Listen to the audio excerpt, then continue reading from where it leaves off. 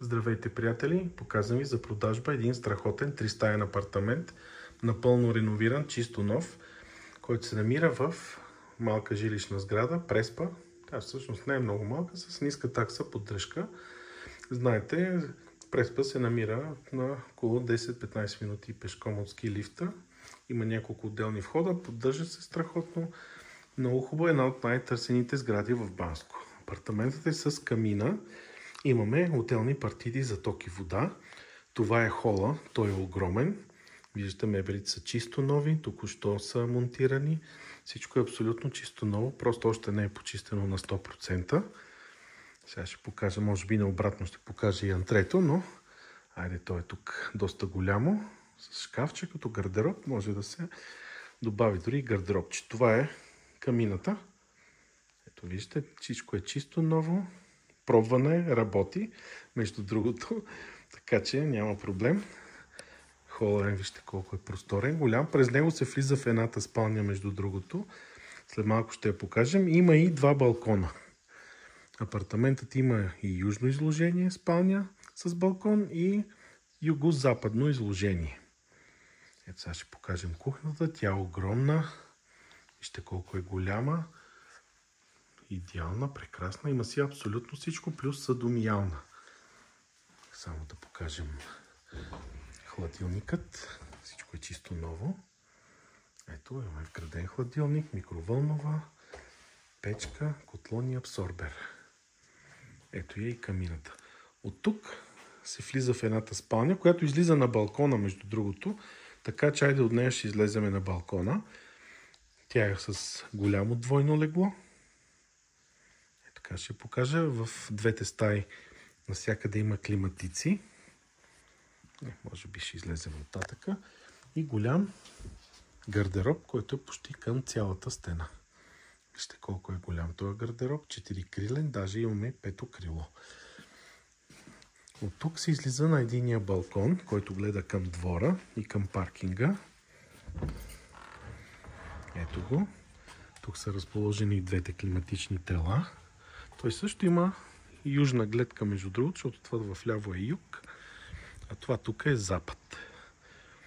Вижте, гледа към двора, има много приятна гледка към вътрешния двор. След малко ще покажем и другия балкон. Може би ето спалнята ще покажем от тук, по-добре се вижда големия гардероб и голямото легло, защото има един простор, който ми пречеше да мина. Сега ще минем през хола, ще покажем и другата спалня.